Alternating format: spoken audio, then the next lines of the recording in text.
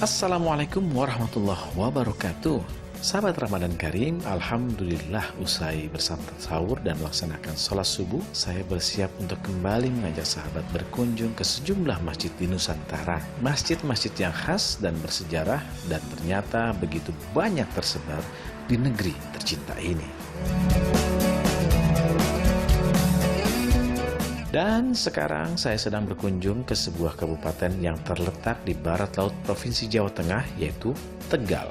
Tegal merupakan salah satu kabupaten terpadat di Jawa Tengah, dan Tegal adalah kota di jalur Pantura yang sudah ada sejak abad ke-17. Kata Tegal sendiri berasal dari nama Tetegal yang berarti tanah subur. Maka tidak heran kalau kota ini tidak lepas dari sejarah panjang Kerajaan Pajang dan Mataram Islam. Kedua kerajaan ini memang cenderung memperhatikan sektor agraria. Ada beberapa hal yang bisa mengingatkan kita tentang nama Tegal. Pertama tentu saja warteg atau warung Tegal.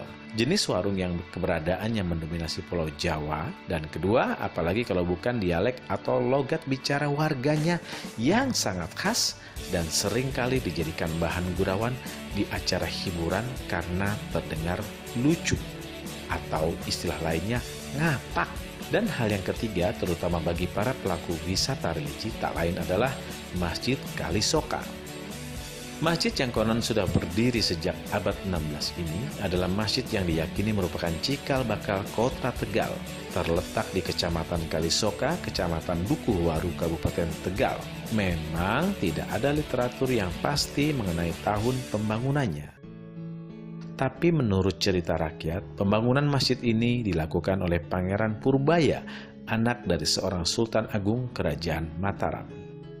Keberadaan beliau ada di Kalisoka di sini adalah ketika beliau mengusir salah seorang Duratmoko atau pencuri yang masuk ke Keraton Mataram, yaitu Pasingsingan. Ketika pengejarannya Pasingsingan itulah maka Mbah Pangeran Purbaya sampai ke Telatah Tegal di sini, dan akhirnya beliau menikah dengan salah seorang putri dari Ki Gede Bayu yang merupakan tokoh pendiri Kabupaten Tegal. Dan beliau walaupun putra dari seorang raja, beliau lebih memilih menjadi seorang ulama daripada menjadi seorang umaroh atau bupati atau senopati. Masjid yang masih terjaga keaslian arsitekturnya ini memiliki menara yang seperti sengaja dibangun di atap genteng. Desain menara mengadopsi gaya Tiongkok yang merupakan pengaruh dari dua agama besar waktu itu, yaitu Hindu dan Buddha. Karena hari masih pagi, belum tampak aktivitas keagamaan di sini. Ketika saya memasuki bagian dalam masjid, terasa sekali suasana yang tenang dan sakral. Bentangan sajadah di sepanjang lantai seketika membuat hati saya luluh. Ya Allah, perkenankan hamba selalu memakmurkan rumah-Mu. إنما يعمر مساجد الله من آمن بالله واليوم الآخر وأقام الصلاة وآتى الزكاة ولم يخش إلا الله فعسى أولئك أن يكونوا من المهتدين. Sesungguhnya yang memakmurkan masjid Allah hanyalah orang-orang yang beriman kepada Allah dan hari akhir, serta menegakkan salat, menunaikan zakat, dan tidak takut kecuali hanya kepada Allah. Maka mudah-mudahan mereka termasuk orang-orang yang mendapat petunjuk. Masuk lebih dalam, tampak mihrab imam yang dibuat setengah lingkaran. Di bagian depan terdapat mimbar yang masih tradisional dan terbuat dari bambu. Sementara di beberapa bagian terlihat kayu yang sudah lapuk, terutama di bagian anak tangganya. Daun pintu dan jendelanya masih tetap kokoh dan awet. Ini karena terbuat dari bahan kayu jati. Sedangkan bagian atas, tiang-tiang penyangga juga tampak kokoh. Tidak ada satupun yang tampak rapuh. Padahal usianya sudah ratusan tahun. Hanya bagian atap atas kayunya yang konon dulu pernah dijadikan sayembara ketika untuk menebang membuat masjid ini harus ada sayembara merubuhkan kayu jati, itulah yang sampai sekarang itu masih di atas. Bangunan masjid yang tidak terlalu tinggi ini ternyata memiliki lantai bawah tanah yang dekat dengan bibir sungai. Air sungainya sendiri berasal dari mata air yang disebut warga setempat dengan nama Tuk Dandang. Air sungai ini masih digunakan untuk kebutuhan sehari-hari warga. Lalu bagaimana jika jemaah ingin berwudu? Di sini, sahabat tidak akan menemukan keran air untuk berwudu, melainkan sebuah kolam cukup besar dengan gayung untuk mengambil air wudu. Ya, hal semacam ini memang lazim saya temukan di beberapa masjid model lama seperti Masjid Kalisoka ini. Kita punya sumur juga yang kadang-kadang para peziarah di sini meyakini bahwa sumur itu mempunyai airnya konon bisa untuk menyembuhkan penyakit bagi yang percaya. Tapi namun demikian kita yakin bahwa itu adalah karena Allah semata semuanya. Beberapa kali pemugaran dilakukan agar Masjid Kalisoka tetap nyaman untuk digunakan sebagai tempat ibadah. Keberadaan masjid ini sebetulnya tadinya bukan merupakan tembok seperti ini. Tadi adalah masjidnya kayu semuanya, kayu. Bentuknya ya posisinya seperti ini, masih asli. Ada serambinya, ada tiang-tiangnya kiri kanan.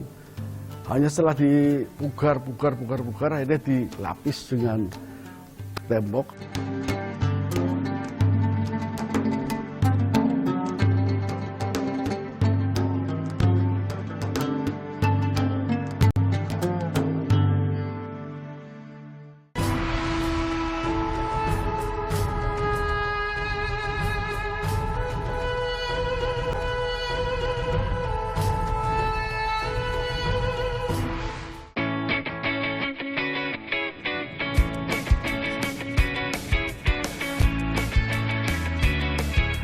Sahabat, masih di Kabupaten Tegal, sekarang saya melanjutkan perjalanan menuju satu masjid tua lainnya yang dibangun sekitar tahun 1580. Namanya Masjid Panggung, atau warga sering menyebutnya dengan nama Masjid Kiai Muklas yang terletak di Kelurahan Panggung, Tegal Timur. Memang masjid ini tidak bisa dipisahkan dari keberadaan sosok Kiai Muklas, tokoh asal Tegal, seorang pejuang kemerdekaan. Masjid yang berdiri sekitar tahun 1800-an ini didirikan sang kiai selain untuk beribadah, juga digunakan sebagai media konsolidasi para pejuang kemerdekaan waktu itu.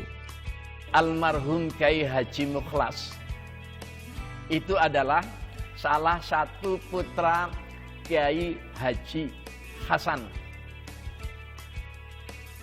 yang melahirkan beberapa kiai, antara lain Kiai Haji As'ari, Kiai Haji Hisam, dan beberapa kiai yang lain.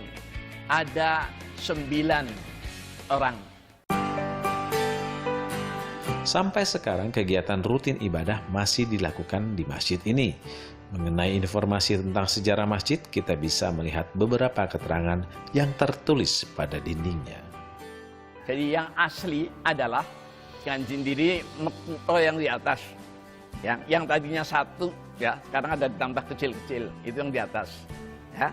Kemudian yang ke bawahnya adalah ini, ya, yang ke bawahnya dari ini mikhrajnya sudah diganti, ya, karena ya jelas sudah rusak gitulah. Tetapi bentuk ornamen, ya istilahnya tidak berubah, ya. Kalau yang namanya apa ya? Jam dan sebagainya kan jelas tambahan gitu. Jadi yang asli adalah apa yang ada dalam bentuk bangunan, ya, dan istilah ornamen sama dengan tambahan ini adalah khasnya adalah ada cocolannya gitu loh.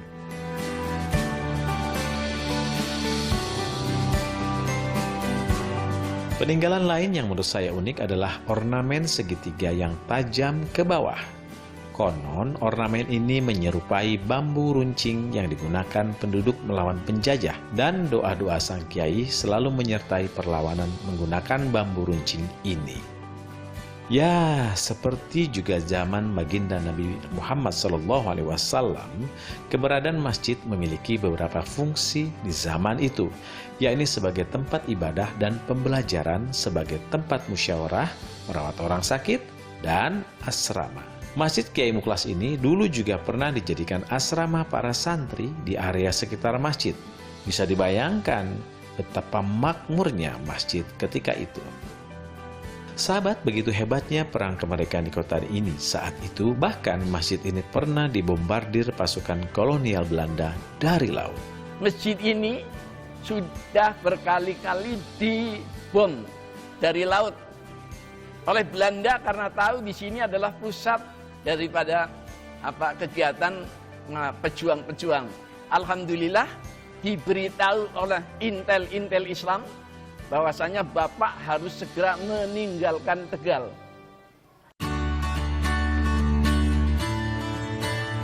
Gaya arsitektur masjid didominasi ornamen Jawa.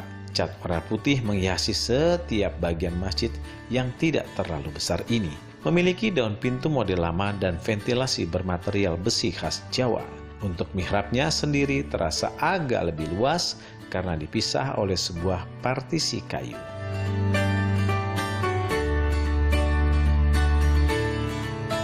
Sahabat Ramadan Karim, rasanya tidak pernah cukup waktu untuk mengeksplorasi begitu banyak masjid bersejarah di Indonesia ini. Beragam masjid dengan berbagai corak arsitektur dan sejarah besar yang menyertainya. Dan sekarang saatnya saya mengenalkan sahabat untuk berkenalan dengan seorang tokoh agama yang hidupnya menjadi teladan umat. Namun sosok inspiratif kita kali ini bukan berasal dari Tegal, tapi asal Cianjur, Jawa Barat.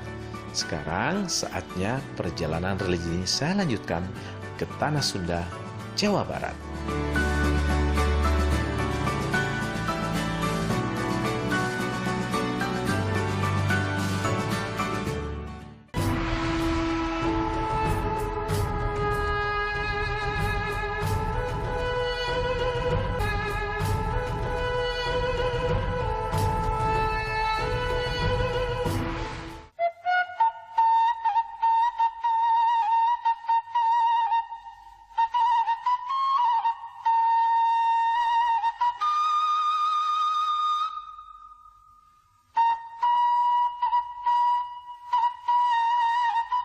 Baru berkunjung ke Kampung Pasir Jariah, Desa Sukamajo, Cianjur ini, saya merasakan suasana tenang dan nyaman.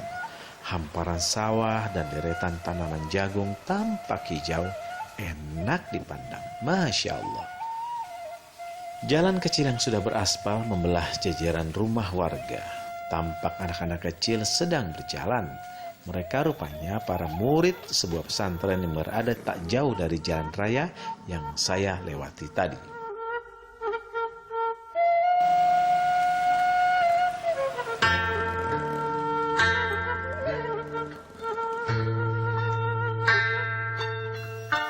Sahabat, pesantren Al-Fauziyah menjadi tujuan saya kali ini. Mengapa? Karena di sini bermukim seorang ulama, Kiai Haji Irfan Fauzi Hambali, yang menggunakan pesantren yang didirikannya tahun 2007 ini menampung para santri tanpa melihat mampu atau tidaknya mereka secara ekonomi. Pokoknya siapapun yang mau menuntut ilmu agama diterimanya dengan tangan terbuka.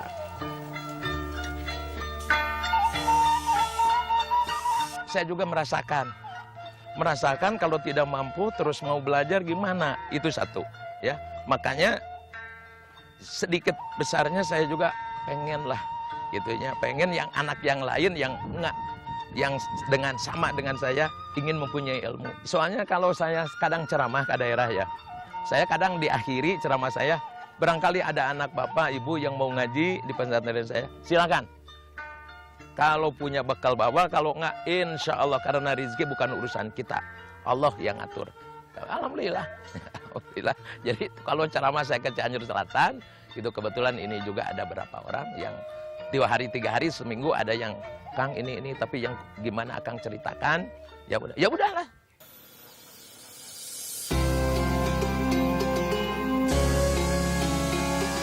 Lalu, bagaimana Pak Kiai membiayai operasional pesantren ini agar terus hidup?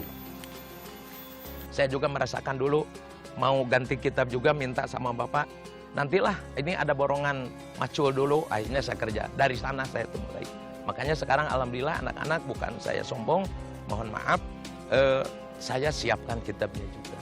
Gitu. Makannya juga mohon maaf, istri saya yang masak, jadi santri di sini nggak ada yang masak pribadi. Saya yang ngasih makan. Menurut Kiai Irfan, dalam hidup yang paling penting adalah agama. Maka belajar agama seharusnya diutamakan dibanding yang lain. Yang paling saya mau anak belajar, soalnya kan yang paling penting agama ya. Walaupun sepintar apapun, tapi kalau nggak disertai dengan agama udah repot. Yang pertama harus ditanamkan sama anak itu adalah akidah. Ya, awal wajibun alal insani ma'rifatul ilahi bistikoni. Yang pertama harus ditanamkan adalah keimanan. Ya, walaupun bagaimanapun nanti jadi pejabat mau apa nasib manusia tengah tahu. Tapi kalau udah kokoh keimanannya, apalagi masalah ilmu yang lainnya udah tenang gitu. Walaupun kita nggak tahu nasib seseorang itu nantinya mau jadi pejabat atau mau jadi mana gitu. Tapi kalau udah ditanamkan nilai-nilai keimanan, agama terutama, ya tenang nantinya. Gitu. Itu aja. Dalam perjalanannya, keberadaan pesantren ini pun pernah goyah ketika itu banyak santri yang pergi. Santri pulang semua, nggak ada. Saya juga sampai nangis, gitu, anak kemana gitu kan. Cuma ya alhamdulillahnya karena saya mendidik bukan yang udah gede, dari mulai PAUD juga ada, terus diniyah takmiliyah awaliyah sekolah agama ada, jadi itu bertahap gitu. Jadi yang ini belajar ini, nanti udah ini baru kita baru gitu. Bismillahirrahmanirrahim.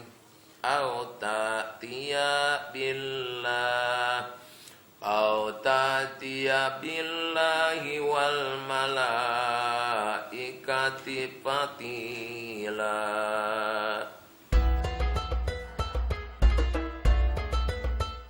Sahabat, tentu banyak sebab mengapa sang kiai begitu mencintai dan mendukung anak-anak tak mampu untuk belajar agama. Ini tidak lepas dari pengalaman masa kecilnya ketika semangat untuk mengejar ilmu kerap dipadamkan oleh keadaan ekonomi yang sangat memprihatinkan. Memang bapak saya itu pas-pasan, ya kuli lah, kuli walaupun pada saat itu juga belum keluar waktu itu gaji bapak saya itu belum. Cuma kuli aja di sawah yang lain, buruh tani ya. Sedangkan itu ada berapa orang yang makan, nah, cuma pas-pasan. Itu waktu itu kadang saya pernah dulu, mohon maaf, saya pernah makan dicampur sama jagung. Sama jagung pernah waktu kelas 3 SD. 3 SD saya makan beras itu dicampur sama jagung. Ada satu ketika anak kelima dari 7 bersaudara ini begitu termotivasi oleh kata-kata sang ibu di satu malam ketika dia merasa sangat lapar. Ya akhirnya saya pulang ke rumah jam 12 malam. Gitu, kebetulan saya ketuk pintu, ibu juga bangun. Gitu, ada apa? Gitu, pulang, ini udah jam gini. Saya habis tolak, kata saya. Kenapa pulang? Kenapa nggak ke pesantren? Itu kata saya, mohon maaf, Mak, saya tuh lapar. Kenapa? Kan biasanya habis pengajian suka dikasih makan. Kebetulan saya ini berlima nggak kebagian. Akhirnya saya itu masih ingat kelihatan ibu saya tuh pada saat itu tahun 74 itu katelnya masih katel besi yang hitam. Terus nasinya juga nggak pakai minyak. Kalau istilah Sundanya sangupoe lah. Sangupoe dimasukkan ke katel, nggak pakai minyak apalagi pecin. Ya, akhirnya udah hangat, kita makan. Ibu tuh di sana tuh saya makannya. Ibu saya sampai meneteskan air mata. Katanya, ibu tidak akan tidur nak malam ini, mendoakan kamu. Semoga kamu jadi kiai. Sekarang pesantren yang dirintisnya sudah berjalan sekitar 14 tahun. Rasa senang, susah dihadapi bersama. Untuk para santrinya, hanya satu harapan sang kiai. Harapan saya, ya yang pertama, yang namanya kita mungkin akan ujung dengan mati. Hanya satu saya minta, ya Allah mudah-mudahan husnul khotimah gitu aja. Dan anak-anak ini saya mau lebih dari saya. Gitu, lebih dari saya. Yang kalau istilah agamanya waladun sabik, lebih dari saya. Alangkah indahnya seandainya saya nanti melihat udah meninggal, melihat anak-anak saya, bukan anak saya sendiri, anak didik saya lebih dari saya. Alhamdulillah gitu.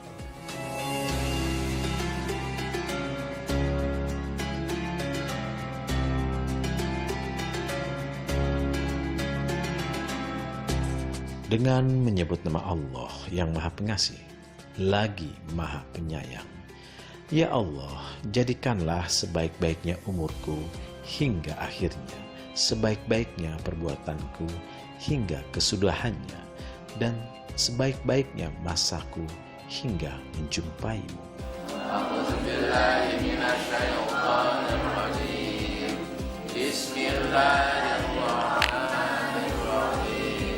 Ya Allah, akhirilah hidup kami dengan Islam. Akhirilah hidup kami dengan membawa iman. Dan akhirilah hidup kami dengan husnul khatimah.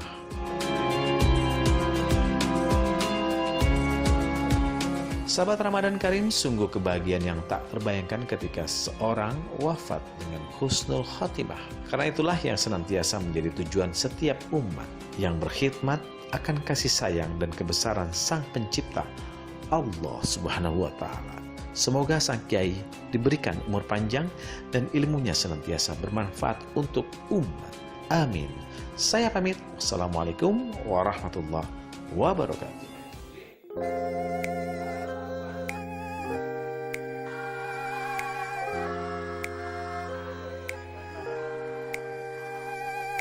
Ramadan, selamat datang.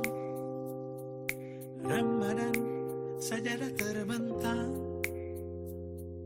Ramadan, bulan kemuliaan. Ramadan, bulan kedamaian.